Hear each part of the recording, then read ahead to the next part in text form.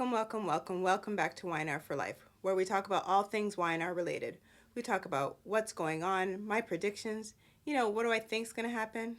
Hey, we even talk about fashion on the show because I'm a big time fashion girl, so we got to spill the tea about that from time to time. If you're new to this channel, my question is, what took you so long to get here? And if you are returning, what's up? Long time no see. It has been a week, once again, of sheer craziness.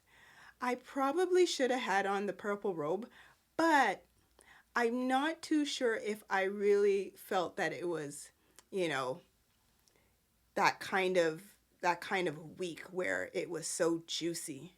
There was like one real juicy moment in my opinion, but we will get into that. Couple of disclaimers. If you don't want to know what's going on, you kind of want to get caught up on your own, this might not be what you want to see or hear, but I am so grateful that you are here. And if I happen to forget something, like leave something out, it could be I plumb forgot, of course, or it just wasn't newsworthy. So it's the nature of the beast. It is what it is. That's what I like to say. And, what are you going to do? Go figure. Once again, I am like not feeling the greatest. I don't know what's going on, but around me, but like everybody seems to be getting sick. And it's not just my family members, but it's like, it's craziness. So you're just kind of bound to pick up something. So if I sound a little raspy, it's because I'm trying to muddle through whatever has been going on. I don't know. Anyway, take care of yourself, people. Load up on elderberry syrup, things like that. Get your ginger and your honey out. Like, be armed because this is just madness. Has absolutely nothing to do with the show, but I just thought I'd let you know because my throat is a little dry and I don't know. It is what it is. Much like I don't know like a lot of the stuff that's going on in the show and where they're really going with it, but it is what it is. So if you like this type of content, you like what you see, you like what you hear, please feel free to hit that like and subscribe button and click the bell notification button, ding, so that you don't miss a single video that I post here on Y&R For Life. And of course, share, because why? Sharing is caring. At least I like to think so. So we're just going to kind of get right into it. Talk about some of the host of characters and, where they're going. Okay. Who should we talk about first? All right, let's get Do-Gooder Chance and Summer out the way. It's the beginning of the week. We find them in the sack together. I'm assuming this was Summer's hotel room because, everybody lives at the club. And yeah, Chance, he is feeling himself with this. And he is all too happy. I dare I say he didn't really have this kind of chemistry with Sharon or Abby. Summer, really? Okay, well, Summer's in her glee. It is what it is. So they kind of want to, cuddle in bed for pretty much the entire day, but that ain't gonna happen. Why? Because Billy Boy Abbott, he decides to, like, hey, where are you, Chance? You gotta come and meet me at society. What do you want? I'll get a pot of coffee. You're gonna get a pot of coffee? Okay. Gonna get a pot of coffee. And what do you want to eat? I'll order it in advance. If you're like me, I like my food hot, but I'll order it in advance. No thanks. So just when all that's going on, Summer is getting ready to take a shower. It's already, you could probably see the steam already from the bathroom. And she's like, Chance, where are you? Are you coming, Chance? And Chance was like, quite the conundrum. Do I stay or do I go? Well, he was like, Don't wait for me, Billy. I'll be there as soon as I can. So he hops into the shower with her, and the two of them have their little romance scene, with their nice hot and heavy. The steam was on overload. I mean, that shower was just to the point where if you blinked, you probably wouldn't have seen them because there was so much steam. Anyway, they were getting hot and heavy in the shower and having a grand old time, but such is life. So the two of them toddle off to society. But now this is a funny part. I will go back to them in a half a second. At society is Phyllis wearing dark shades. And who comes in? Well, Billy had already come in at this point in time and seen her, and it was like, oh, what's going on? She's like, oh. And I'm thinking, you still have a hangover? I'm a little confused. You seemed perfectly fine the ending of the week when you kissed Nick and he toddled off because you brought up Adam and you seemed fine. Now all of a sudden you still have a hangover? Can we get Phyllis some coffee? The pot of coffee that Billy's getting ready to order? Give her some coffee. What? Okay. So she goes back into her whole woe is me. Everybody in this town, they just want me to mind my own business. I don't understand why they keep bringing this up. Just leave me alone. Just go away. I don't have to explain myself to you, this kind of thing. He's like, well, you did give me some sort of, I think it was some magic elixir, if you will, to cure a hangover. And he's like, I think I can go into the back and whip up some raw eggs or what? Okay. So back to Summer and Chance. They come into society and part their little ways. Chance goes over to Billy. Summer goes over to Phyllis. And Phyllis is still wearing her dark shades. And Summer's like, oh, Mom, what's going on? Let's not talk about me. What's going on with you? You have this glow. What's going on? So Phyllis deduces that Summer is dipsy doodling with Chance. And she is all for it. She's like, yes, honey, yes. Didn't I say? Didn't I just predict all this? A mother knows. And she's like, well, yeah, we're having fun. And TMI? What? No, I don't want to know that information. Ugh. But anyway, this is TV land, soap opera land. It is what it is. There's no such thing as TMI, I guess. But whatever. With your mother. Weird. So, yes, Phyllis is all too happy that Summer is moving on and she's having a grand old time with Chance and everything, is bright-eyed and bushy-tailed, and at least somebody has found love. 'Tis what it is. So anyway, that was pretty much that whole, Summer and Chance. We don't need to go too much into them. They're having their little fun. Let's move on. Okay. Now here was the juicy part. Why wait? Lily. Whoo, cha. So Lily comes back and she, she opens the door to Daniel's place.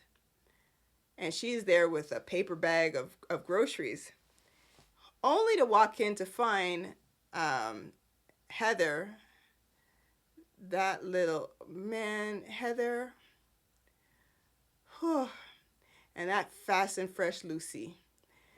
They're all sitting at the table having a grand old breakfast, having grand old conversation about Lucy and the prom and the fact that she doesn't have a date, and she wants this guy to ask her out, and she doesn't have a dress. And this is what Lily walks in on. Now, if I were Lily, I would have seen that scene, and I would have been like, I'm out, like, gone. I'm not sticking around to figure out what's going on. But trusting Lily, she sits back and she's like, huh, interesting. So then Heather and Lucy get up and they're going to go look for prom dresses after clearing the table, like a nice little family. So Lily's still standing there aghast, like, pardon? What? They eventually leave. And the fast and fresh Lucy gives Lily a hug. I would have been like, oh, hold up, wait a minute, back it up. And of course, Heather was like, oh, nice to see you back, Lily. No, it ain't. Not for you. Can I just say that Lily's skirt, I liked it. I really do. The pleats on it. Now, I want to say that it was because she had the baby and, they were trying to hide like a little bit, but she was looking snatched in that skirt. I don't know if it was quite leather, but if anything, a faux leather, and just the way it draped. Good for you, Christelle. Good for you. I loved it. Okay. Back to the nonsense. So Lily's like, what did I just walk in on? And Daniel's like we were just having breakfast. Huh, interesting. Once again, what's going on here? Oh, let me guess. The two of you got back together while I was away. Well, do-gooder Daniel, he was just like, yep. Well, maybe I should applaud you, Daniel, for not telling a fibsy. Yet, you negated to tell her all those, weeks that she was away that this had gone on. Just saying. And Lily brings this up, and I don't wrong her, and I will get you to chime in on that. But anyway, so Lily gets the lowdown on what's been going on and the fact that they got back together. And she's like, let me guess, you slept with her? He's like, yeah, one time a few weeks ago. Okay. Maybe that's the truth. I don't know. None of us know. But I kind of figure, again, this is use your imagination. I feel like it might have happened more than once, but again, we have to go by what we've seen on the show. So anyway, Lily is like, what is going on here? Like, I knew it. Like, I could see this. Well, she just went off on Daniel, and Daniel, like an idiot, says, should I not have told you this at this time? Should I have waited? What? What are you talking about, Daniel? What do you mean should you have waited? Like, you want me to give you like a timeline, like props here? Like, are you insane? Well, anyway, that thing went off the rails. And here's where I want you to chime in. Now, Lily, ends up saying to Daniel, because Daniel kept bringing up the fact that him and Heather had sex. Whatever. And Lily's like, you keep bringing this up as though that's the only way that, someone would say that you're cheating. But, the mere fact that you didn't tell me anything all those weeks that we were like video chatting, talking on the phone, whatever, that you didn't even mention any of this, that in itself was cheating. Now, do you agree with her or do you not agree with her? Do you think that it's just because they had relations that that's the only way that it cheats? Now, again, me, Team Lily on this. I figure just the fact that you knew, Daniel, you knew what you were doing, and you didn't say anything, to me, that was cheating in itself. Just my opinion, just saying. From the time you sat back and were dipsy-doodling with her, hanging out with her, watching movies, and she was lying on your chest and you did nothing about it, to me, it was a slippery slope. Just saying. So what's your thoughts on that? That's just me. Okay. So by the end of that conversation, Daniel ends up spilling the beans and saying, Devon, he basically he knew. Now, he wasn't trying to throw Devon under the bus, but technically he did. And so Lily's like, oh, whoa. Are you saying? Because, Lily with her expressions. Oh, are you saying that Devon knew about this? What? Her facial expressions just much like Diane.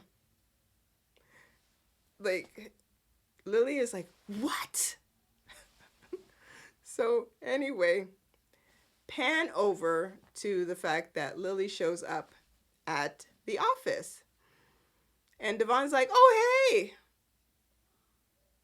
I didn't know you were coming back. How come you didn't tell me you were coming back? I would have, picked you up from the airport. Okay, Devon. Don't you have a driver? I'm just, at this point, you're a billionaire. And I would have picked you up from the airport. Oh, okay. So she's like, no. Well, she just came in full throttle and was like, how come you didn't tell me about Daniel? And Devon was like, I could hear the Price is Right theme, when someone loses, bump, bump, ba-dum.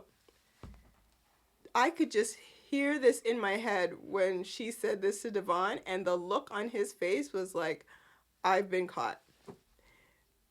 I have nothing to say. It's on me. So Devon basically is like, yes, I didn't want to keep it from you, but Daniel and I thought with everything that you were going through with Maddie, and we didn't want to put any more on you. And I told him that the moment that, he sees you, that he better tell you.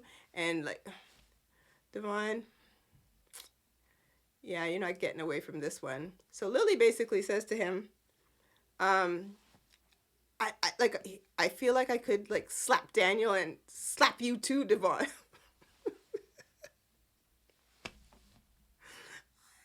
Boy, I would have loved to see. But okay. And of course, Devon was like, yeah, I understand. And Lily's like, look, I'm not attacking anybody. I'm not doing anything. But basically, she was very hurt. And she said she was hurt. And wouldn't you be? I know I would be. But Lily, Daniel is not worth your time. He, Heather, and Lucy need to just ride on off and just leave Genoa City and be gone. We never see him at Omegasphere doing anything. And, oh, by the way, Lily says to Daniel, something to the effect of, "Did you fall in? So you've fallen back in love with her?" And this numbskull decides to say, "I don't think I ever fell out of love with her." Okay, can somebody get me one of those old fashions that Ashley is getting? And we'll talk about Cuckoo for Cocoa Puffs, Ashley. Again, don't come at me, people. It's the show. But she is like gone off the rails. So, again, we'll just finish up with Lily and Daniel. But how are you going to say something like that to her? She's like, "I thought, so what you saying that what we had wasn't real?" "Oh, no, it was real." Daniel, are you insane? One minute you're like, "Oh, with Lily and everything's hunky dory," and the next minute you're claiming you've never really fallen out of love with Heather. If that's not a punch to the gut to Lily, I don't know. So I don't even want to talk about Daniel anymore. Like, I am done with that guy. He is deplorable. Ugh. And I had some high hopes because I really liked them back in the day. But like Lily says, she saw all the signs. Just, it was like coming at her full force. We're done. We're done with Daniel. Daniel, sit down. Okay. So let's talk about. Should we talk about Ashley? Okay, we're going to talk about Ashley, Tucker, Audra, because that was a whole whirlwind of a mess. Like, even Sally got in there, Adam, like, it was a whole mess. I don't even know if I'm going to keep it straight. Okay, let me just kind of break it down as easily as possible. Ashley is dealing with split personality, 100%. Now, how many personalities she has, I don't know. When did this start? I don't know. Why did this start? I couldn't tell you. But at least she's got one personality, and then there's Ashley. At least. I dare say there might be a couple, but what the dickens do I know?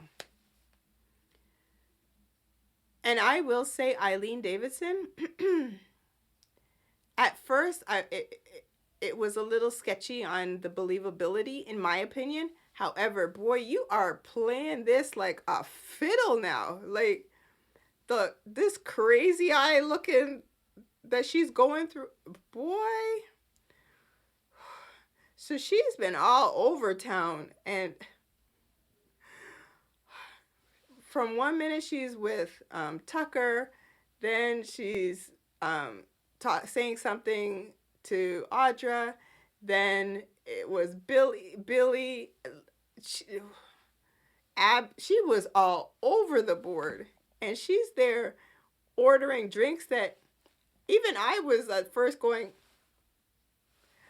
I've never known Ashley to be ordering those kinds of drinks. Like, her drink of choice, if anything, is probably a glass of wine. Old fashioned. Just ginger ale with a cherry. Just weird. Okay, so she is full on cray cray. So she has been with Abby, having, I don't know if it was breakfast, I think. And by the way, Abby looked good in that tweed. It was like a white based jacket. Like, she was looking nice in that. But Ashley, or her split personality, if you will, was like somewhere in La La Land. Abby's there talking, and all you heard was like the inner personality going, "Oh my God, Ashley's daughter is so annoying. It's always like, me. Oh boy, I was hollering. Like, I know it's not supposed to be funny, but I was just like me. Oh, why don't she just shut up? Oh, this is so exasperating. Like her little split personality just went off. And Abby was like saying that she's on the board of directors now at Chancellor Winters, and Ashley was like, "Yeah, that's great." Totally just disregarding her. Totally just there was no viver or anything. It was just like, "Oh, that's nice." And so to the point where Abby's like, "You said that already." "Oh, yeah, okay, well." Eventually they finished breakfast, and she was like, "Thank God this is over." Well, she sees. Did she see Tucker? I think she had seen Tucker, and now she's got her eyes set on Tucker. Meanwhile, she's been going back and forth again with this 1 minute. She's done with Tucker. She wants nothing to do with him, like whatever. And the next minute, she's throwing herself at him. Again, this is the split personality, throwing herself at him. And Tucker is the only one, even though others have been like, "Are you okay, Ashley?" Tucker's the one saying, "You're not okay. You're like almost like dead face, blank. There's something going on. And if I had any part of this, I want to help fix this because like I couldn't live with myself." Like Tucker is really like invested in trying to get her help. And he's like, "There's something going on. Why, people, is it only Tucker that sees this?" Well, you already know Tucker's going to end up saving the day. Much like back in the day, Victor had saved the day for Ashley. Tucker's going to be the one to save Ashley from herself or her split personality. Should we give that personality a name? I don't know. I had to also laugh when she was at society at the bar. I can't even reenact this for you. Let me just kind of bend forward a little bit. And her legs were open, and I'm like, oh, like she's sitting there like she's a thug, a real thug at the bar. And Billy comes in and she's like, "Oh, hey, bro." And he's like, "Hey, sis." And she's like, "Yeah, what?" And he's like, "What's going on?" Hopefully it has nothing to do with Tucker. She's like, "Oh no, like I'm over it, and and you're over it, and so is." And Billy's like, "Pardon? Go ahead, finish it." "And so is who?" And she's like, "No, the family. We're all over it. Whatnot." Eventually, he's like, "You sure you're okay? Because since when do you call me bro?" She's like, I was just trying to be cool, you know? Epic fail." And the look in her eyes was like this, like she was almost stunned. Not herself. And he's like, "Are you okay?" "Yeah, I'm okay." Anybody who looks so stone-faced and has this like gloss in their eye and their eyes are wide open, something's not right. Hello, people. "Yeah, I'm good." What? So she's like, "Excuse me." This is after Billy leaves. "Can I get a ginger ale with a cherry?" So she sits down and she's like, "Oh my God, Ashley, no, Ashley, no. That was a close one. But soon we'll protect you." Did I think she did say "we'll protect you." Again, how many of these personalities does she have? I don't know. Again, why did you bring us into the show? She was perfectly lucid. And are you telling me just the one, like, Tucker did this to her in Paris. Boy, writers, you better come up with something to further this because I am confused. All right. So Ashley's been going, as I said, been going around town, and she even saw Audra and was like, "Oh, you're still around? Like I've pretty much got him where I want him, and like, give it up." enough of Ashley and whichever personality is going on there. Let's backtrack a bit to Tucker and Audra. Tucker basically tells Audra that they're gonna have to postpone their trip to Paris. This was after Audra was like la la la la la la, putting clothes in her suitcase, and what should I wear? And Tucker brat comes to the door, and she's like, "Oh, I'm so glad. I knew it was you." Wee! Big. And, "Oh, I know I'm packing a lot." So, it's verbal diarrhea. She's like, doot, doot, doot, doot, doot, doot, doot. And Tucker's like, "Look, we're going to have to postpone our trip to Paris because this one of our contacts is sick. This another one of our contacts, there's something going on with them. Whatever." And she's like, "What? Like, we could still, do business even regardless of that." And it wasn't just about business. It was about us going, to Paris. And Audra. Now, let me just ask this question. Because I could have sworn Audra was using Tucker. At what point did she really fall so head over heels for Tucker that her little master plan, because I knew she had this is what she told Kyle basically, like, I knew she had a master plan where Tucker and Glissade was concerned. So at which point, because after Tucker basically says no can do, and she's like, "This has got to do with Ashley, I'm sure," he leaves, and she's like picks up her bag and and she just flies through the door. She ends up at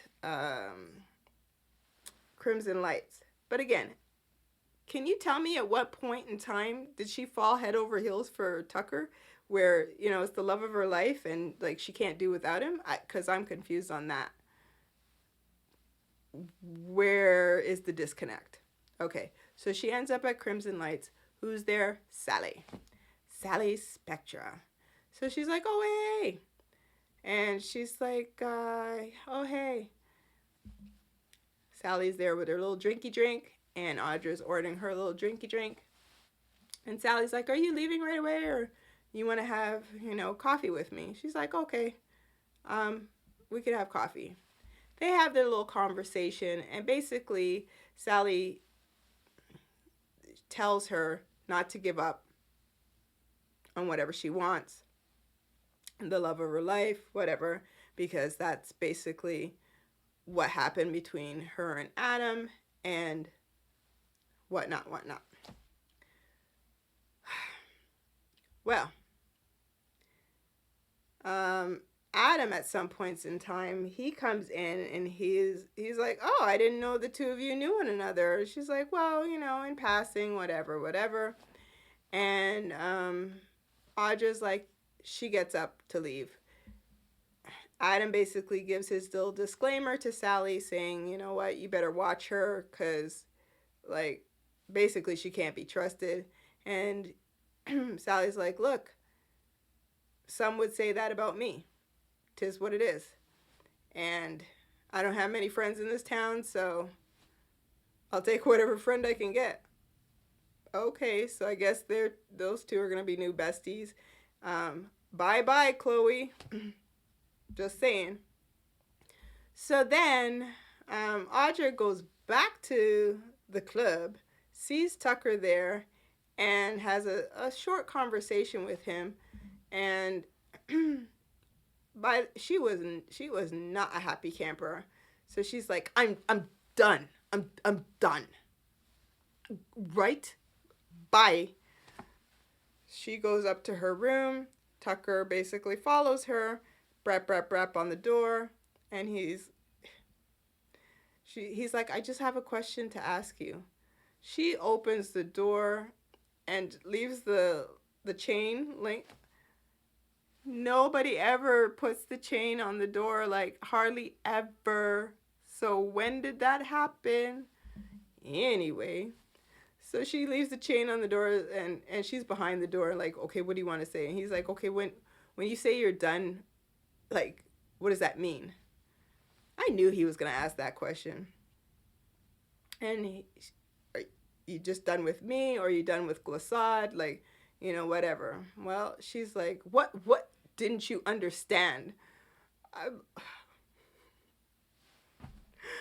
oh boy, what didn't you understand, Tucker? Tucker, I don't know. And when did you fall so head over heels for Audra? That's beyond me, because you've been dipsy doodling back and forth. So that's a whole other set of weirdness, in my opinion. All right, are we kind of finished with the two of them? Because basically Tucker wants to save Ashley from herself, from whatever the dickens that she's going on with, and that she needs professional help. Audra says she's done. Sally has a new friend. Whatever. Okay. Probably about two more things. All right. Two or three. Okay, well, there was the scene filler with Summer and Kyle concerning Lil Harrison, and the fact that Lil Harrison, his nanny, is off taking care of her mother, I believe. She'll be gone for a number of weeks, so there's nobody to pick him up from after school. So they're trying to find a new nanny. Okay, we know exactly where this is going. But everybody that Lil Harrison meets, he don't like. Down to someone, I think, with their socks, he didn't like them. Since when does this kid have so much clout? I have no idea. Harrison, we only see you on the occasion. I don't know. All right. So everybody they meet, there's just some issue. Fast forward to the fact that Claire and Victoria, they end up going to Crimson Lights. And this is because Claire is like, well, Jordan is away, and I'll talk about that briefly. Momentarily. That's what I want to say. So, it would be just nice if they could get out, for her to be out in the real world once again, because, she was locked away pretty much for her entire life, and she just wants to be around people, that kind of thing. So lo and behold, they end up in Crimson Lights. And who do they end up bumping into? None other than Kyle, Summer, and little Harrison.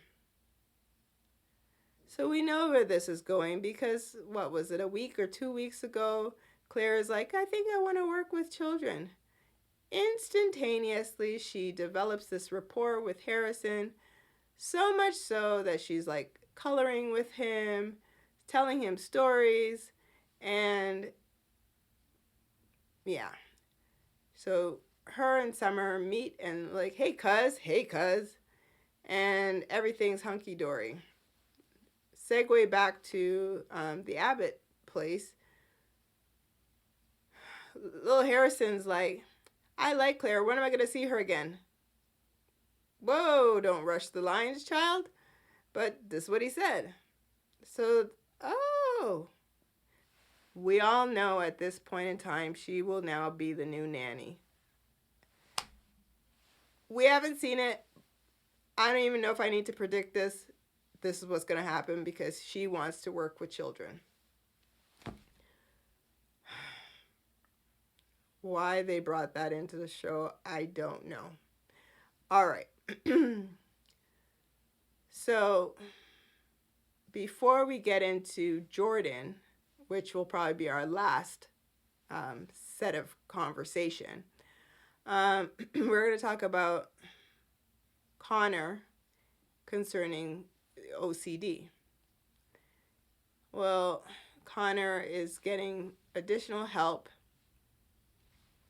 from the doctor, and he's at this point where he's playing with his hoodie. He's got his hat, the hood on, and he's got the strings, and he's just playing along with this. He's doing a pretty good job, and he doesn't want to be there. He basically thinks he's a freak, and he's done. Done. He doesn't like doctor. He doesn't like none of it. So Chelsea and Adam are together with him, and they're like, look, son, we got to do this because it's the only way you're going to get help. And we need to know how to help you. And basically, you need to know how to help yourself, that kind of thing. So he goes in because Adam's like, oh, we'll go to a movie after. Way to promote bribery, but whatever. Anyway, so they go into the room. Whoops. They go into the room with the doctor. Sorry, I shook the camera. They go into the room with the doctor, and the doctor is, giving her advice, and Connor is like, I don't want to talk. I don't want to be here. At some point in time, Chelsea's like, can you stop playing with the strings on your hoodie, and focus? Okay, Mom. And the doctor was like, Chelsea, can we not do that? Can we basically not draw attention to that? That's just his way of dealing with it.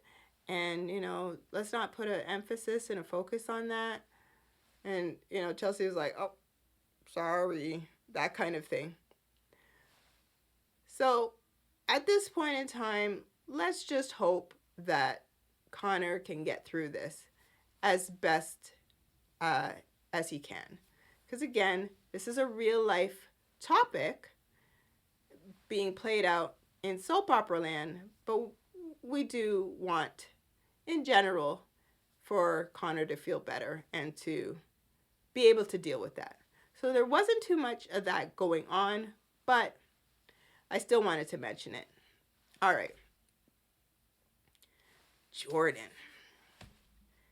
Now, so much happened with Jordan. So much.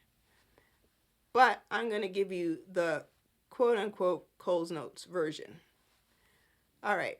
So Jordan has a gun, and she is, I don't know how she's holding this thing towards Victor, and she's got it pointed at Victor while Victor's driving. Doot, doot, doot, doot, doot. I didn't even know Victor could drive. Just putting that out there. But okay. So she's got this gun pointed at Victor the whole time, and she's like, don't try any funny business. He's like, don't worry. I intend to see this out to the end.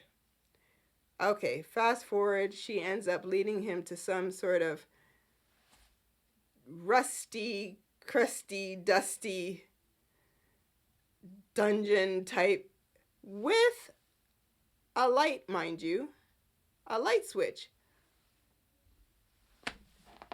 What? And some bed that looks like it's been through the war. Like, if you just went like this, I just imagine, like, for the Charlie Brown fans out there, me, Pigpen, where it was like this cloud of like soot and smoke just off, and she's like, have a seat. I would have been like, no ma'am. But Victor sits down. She's at the door, speaking to him. Anyway, fast forward. She says something, I can't remember what she said about, this will be over. And he is like, well, yes, it will be. And we see some feet. And then right by again, she's strategically placed by the door. A taser zaps her, and she's like, ah! And she's, oh, she's on the floor, out. Who was it? Nicholas. Here I come to save the day.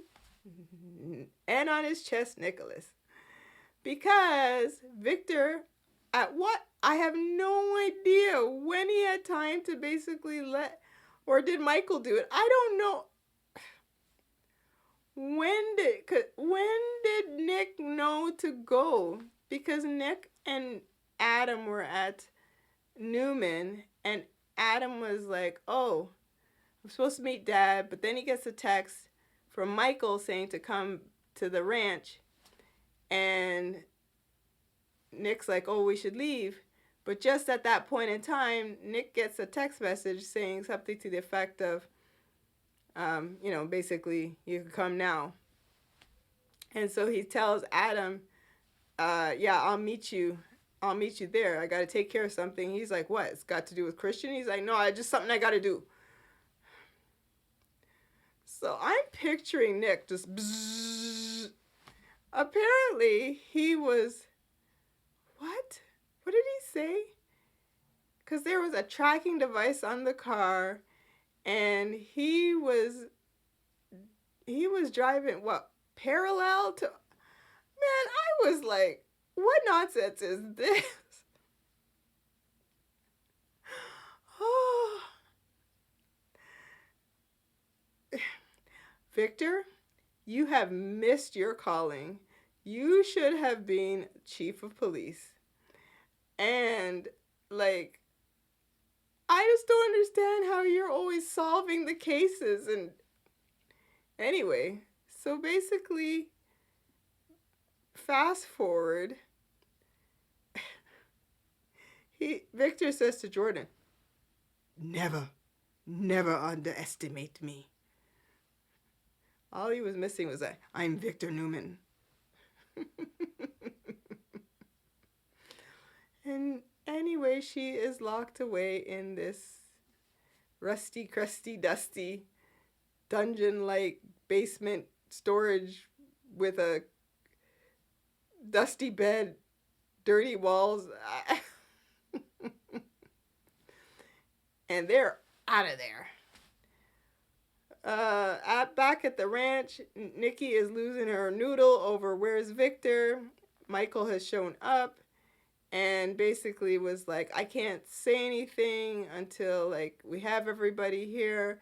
And to the point where Nikki was like, okay, so Victoria's there, Claire's there, Adam's there, no Nicholas. And he's like, she's like, forget about Nicholas. Just tell me. Oh my gosh. Oh. Yeah, that was a whole set of mess. So they pretty much at the end of the week, she's like telling Victor that she wants to go and see Jordan, and she wants to see her face to face. And he's like, but what is the purpose of this? What? And she's like, I need to see her. He's like, I think that it might trigger, the alcohol. And she's like, darling, don't you see? This will help me to stay sober.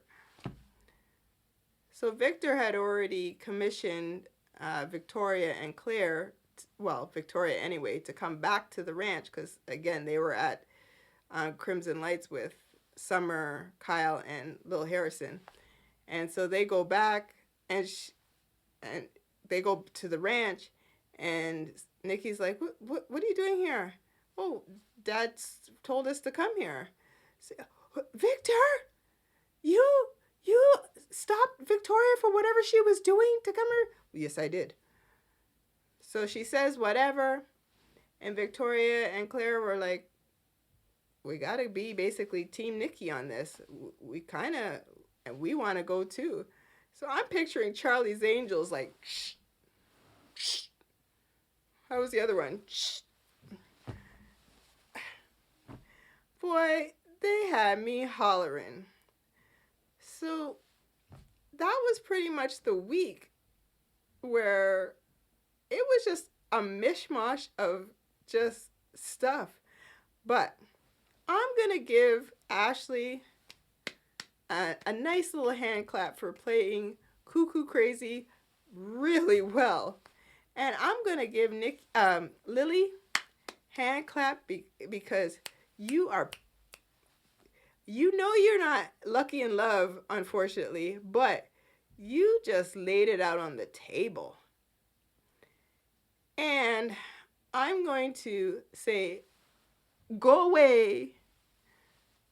Go far away, Daniel, Heather, and little fast and fresh Lucy. Just be gone. Phyllis, take off the sunglasses. You perfectly fine. Get over it. Just get over it. And, yeah. So I know there was a couple of things for sure that I didn't say because, in my opinion, just wasn't newsworthy. But we're going to see what next week holds. So if you stuck around to the end of this video, I'm so grateful. You know, once again, I appreciate your time. I appreciate you. You guys rock. And if you like this type of content, you like what you see, you like what you hear, don't forget, hit that like and subscribe button. And share, because sharing is caring. And it would really help my channel out. Let YouTube push it out into the algorithm atmosphere and let others share in my shenanigans.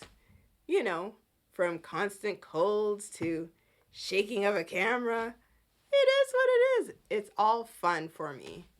And, you know, I like to be very transparent, and I am not into like a whole bunch of editing. I just like you to know and see it raw, just the way it really is.